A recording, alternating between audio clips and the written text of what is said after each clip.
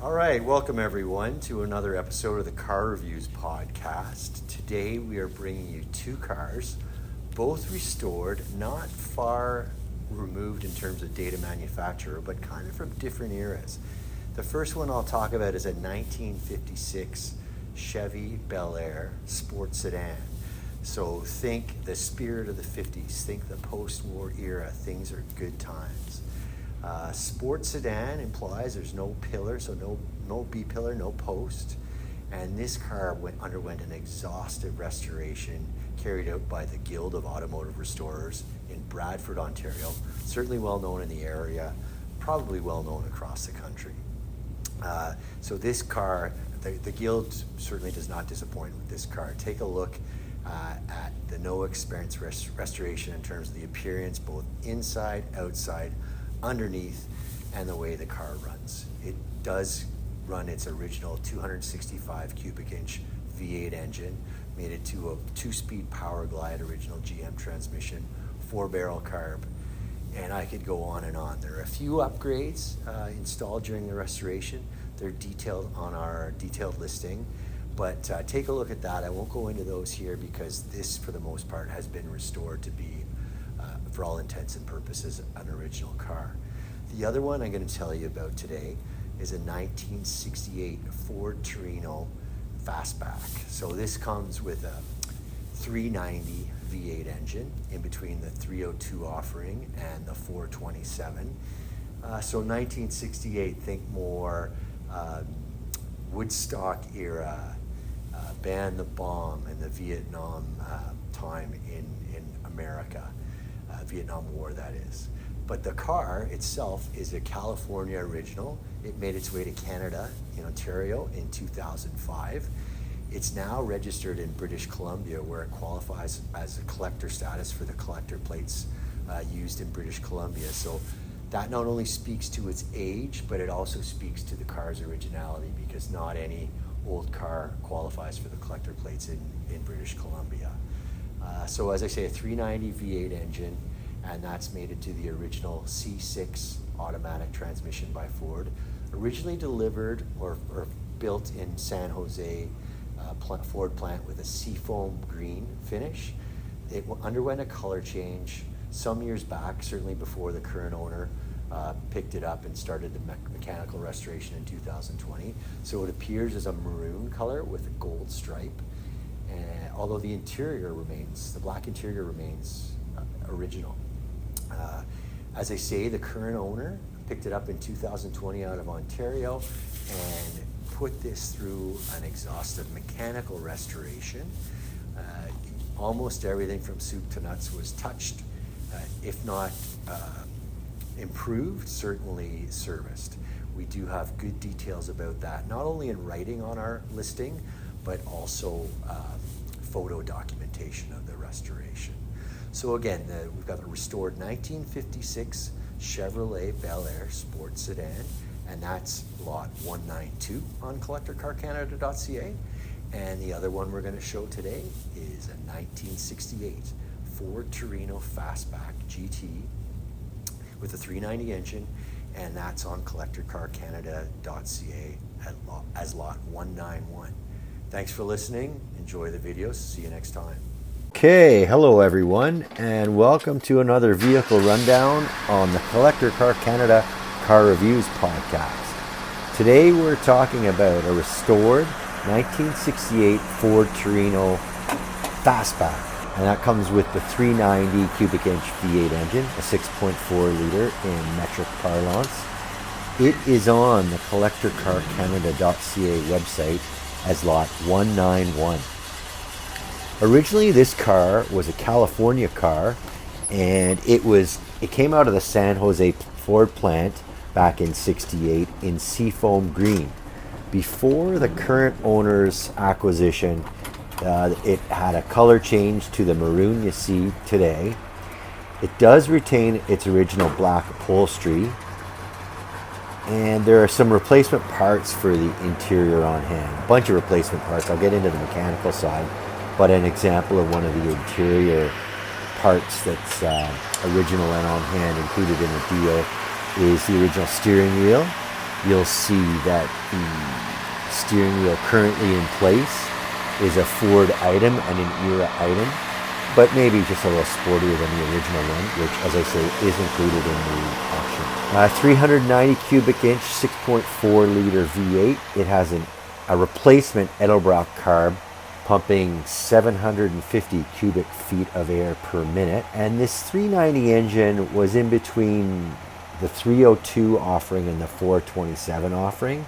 So by 1968, the year of this car, there was a 302 in various forms installed in the Mustang, which of course was taking the world by storm at the time. And on the bigger side, there's the 427 Cobra Jet. Unfortunately, our go-to for valuation provisions, Haggerty.ca, does not cover the 390. So we've got valuations published on our listing for both 302 Torinos and 427 Torinos in 1968. And you'll see the 427s, they've gotten outrageously expensive with time. So do take a look at our listing for that. In 2005, the car was imported to Canada. It first came to Ontario, and it's been in British Columbia since 2020, when the current owner undertook the mechanical restoration, which I'll get into. It's important to note that the car is currently registered with collector plates in British Columbia, which are not handed out with a rubber stamp. It really is an indication that the car is original or near original. So that's a testament to the originality of this car. As I say, mechanical restoration, there's a boatload of photos on the listing that were taken during the restoration process to document it. So you'll see those in our listing. There's also a deluxe Marti report included with this car. It's also publicized on our photo gallery. Ford people will know that name. Deluxe Marti reports just speak to the origins of the car, and the business that publishes those bought the rights to the corporate intelligence informing those reports. You'll note that we call the car a Fastback. There's some debate and discussion about Fastback versus sports roof versus sport roof. Certainly a 68 Mustang is known as a Fastback, that with a roof similar to this anyway. There are also coupe and convertible Mustangs, of course, in 68. Our research tells us that in 1968 a Torino was a Fastback, at least with this body style. There are also convertible and coupe two-door Torinos. Sports roof was a description for this same roof in 1969, and as I say, people even use the term sport roof with only one S in that word. The car wears its original style 14-inch steel OEM rally wheels, and those are skinned in BF Goodrich TA white letter tires. Those were installed in 2020 at the beginning of the restoration, and they've rolled just over 1,000 miles. And the spare tire mounted in the trunk to a black steel wheel is even newer. It was mounted in 2021. So going through the mechanical restoration, here are some of the items that got attention during the restoration. I'll add that there's a description of each of these on our listing. Each of them is beginning of bullet, so we've got those in bullet form on the listing. So the brakes, the transmission, the exhaust, the cooling system, the steering, the suspension, lighting, the interior, electrical, ignition, the belts, and the weather seals were all subject. During the owner's restoration, which was mechanical in nature, he did find some signs of past minor bodywork, nothing too serious, and like those minor flaws I mentioned, these are detailed on our listing with some photos to support. There are many extra inclusions with this car Many of them are photographed on our gallery in the listing, but a good list of the inclusions: a gauge cluster, a wiring schematic diagram, the original steering wheel pad, ignition points and coil, and of course the car's been converted to electronic ignition, horns, the console ashtray, starter solenoid, fuel filter, voltage regulator, a couple extra 390 fender emblems, just like the ones that are installed on the front fenders today, 2 sets of sway bar links, a headlight switch, a door interior light switch, the original California license plates, and a couple of dealer brochures. So that's a quick rundown of the 1968 Ford Torino 390 Fastback we have on offer. It's maroon in color with a black interior, and it's on CollectorCarCanada.CA as lot 191. Good luck to the bidders, and thanks for watching. Hi everyone, and welcome. We're here to tell you about another car on the Car Reviews podcast with CollectorCarCanada.CA. The car we're looking at today is a restored 1956 Chevrolet Bel Air sports sedan. So when we say sports sedan, it indicates that this car does not have a post, so no B-pillar. It's on CollectorCarCanada.CA as lot 192. Its paint is Imperial Ivory and Inca Silver. Inside, it's charcoal cloth with ivory vinyl and silver and chrome trim. It still is running on its original 265 cubic inch V8 engine, mated to an original 2-speed power glide. There's a 4-barrel carb in place to feed that 265, and that power plant drives the rear wheels. This car underwent an exhaustive restoration, which was completed in 2018. Since that time, it's had cruise night duty only, so maybe a couple thousand miles since the restoration, and it really does show in both the videos and photos. A fantastic restoration with very, very light use, since it still presents almost as restored. Dressing up this car, there are many items. One is a set of 15-inch Dunlop white wall tires, and those are mounted onto steel wheels with Chevy full dish covers. Several upgrades during the restoration. The car is mostly stock. As I say, it's still got a stock powertrain. It's been refinished in its stock colors. But a few upgrades undertaken during the restoration: power steering, front power disc brakes. The original AM tube radio was replaced by an FM AM solid state unit.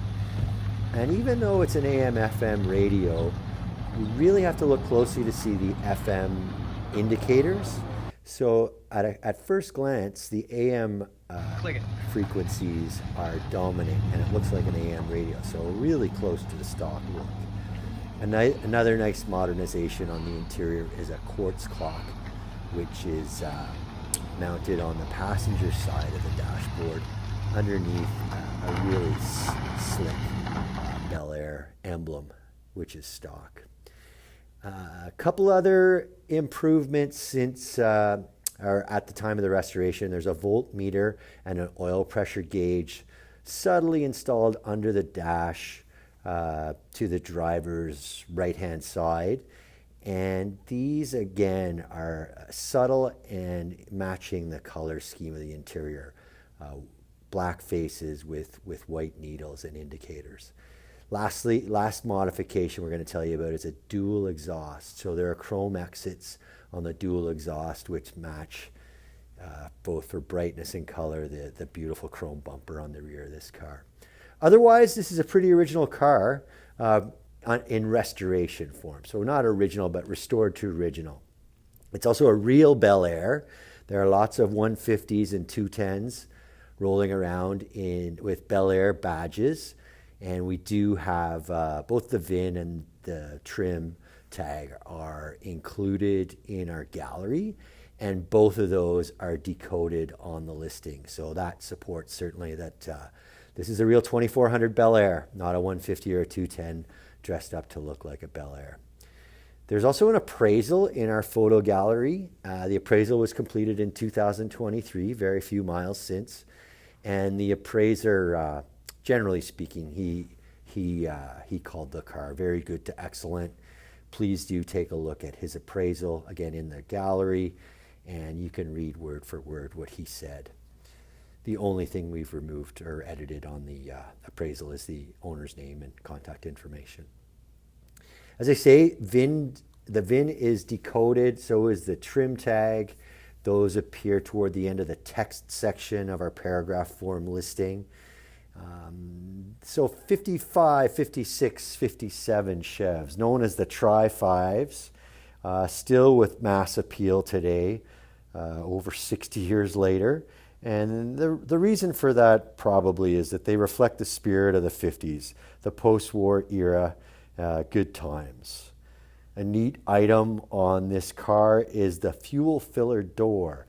There are specific to 1956 taillights on this car, and behind the driver's side taillight is the fuel filler. So the taillight flips down over a rear hinge, and that's where the fuel goes in. You'll get some looks at the filling station with this one.